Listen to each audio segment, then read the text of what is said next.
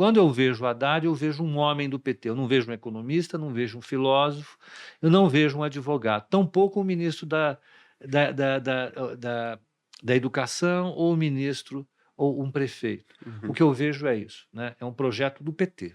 Tá, legal.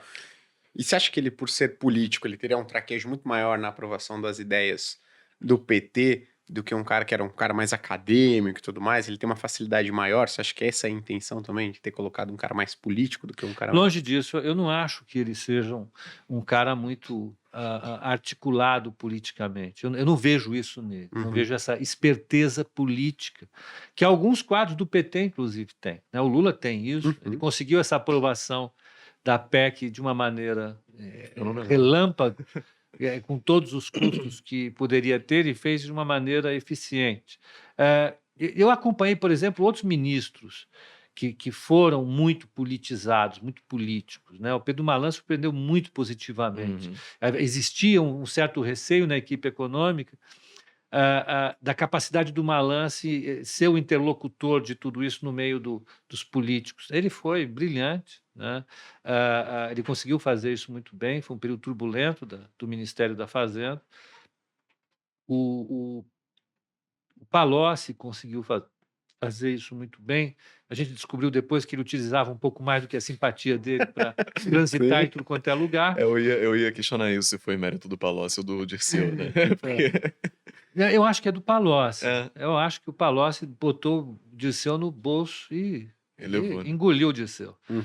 É engraçado que ele caiu por uma coisa completamente paralela, né? Que foi Mas foi abuso de autoridade. vinculado ao caráter dele, ou à Uhum. falta de caráter Sim, dele. sim. Foi o caso do caseiro da casa que ele tinha em Brasília para fazer umas loucuras.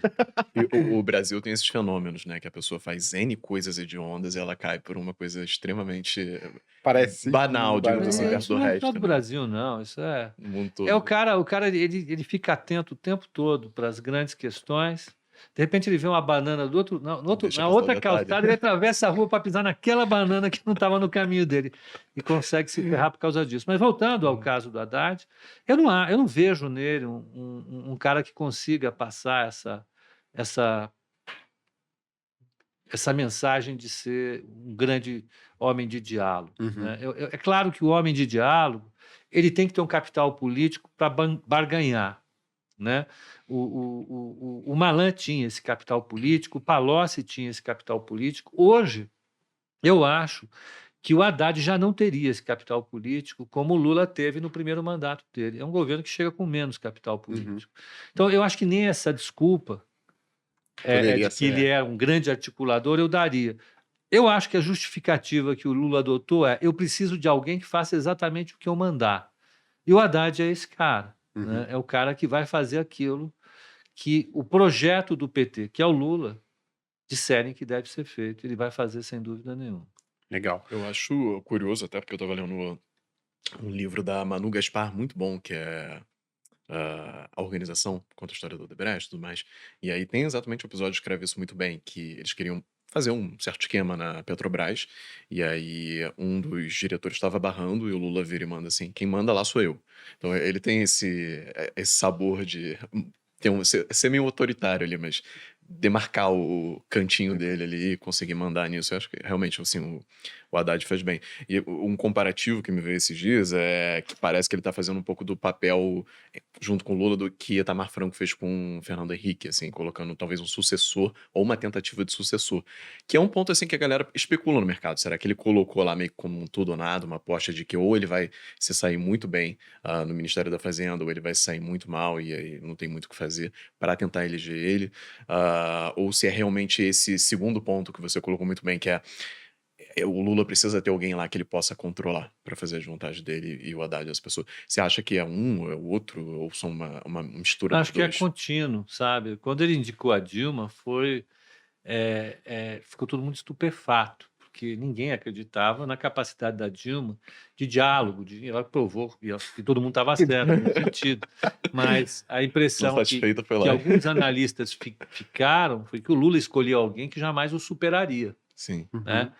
E tinha gente. Eu lembro que quando ele assumiu o mandato dele, havia um projeto inicial de que a sucessão fosse feita com gente mais jovem, como o Ciro Gomes e o Aécio Neves, até na época. Uhum.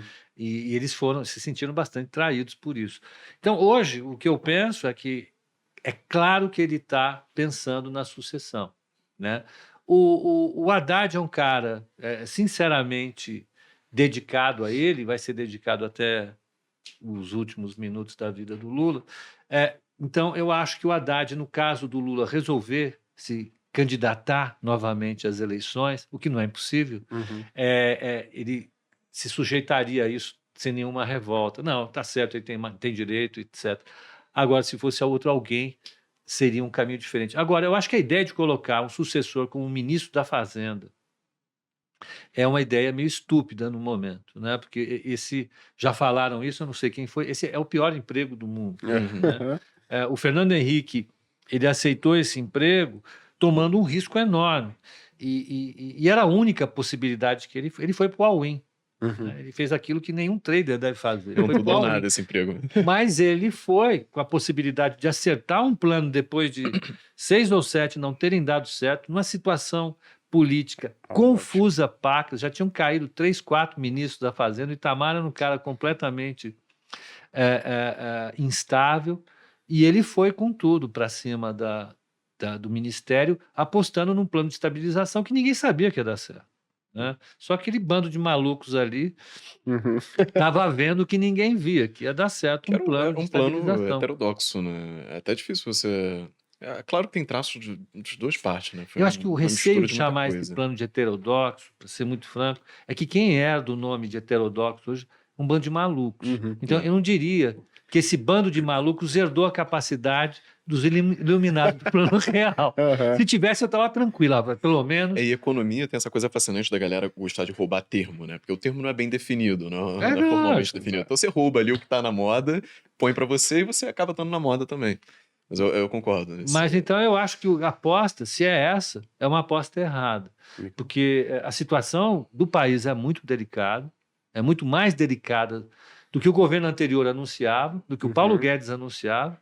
E eu tenho a clara impressão de que a equipe econômica que está lá não tem noção, de fato, da gravidade do que eles estão pegando ali.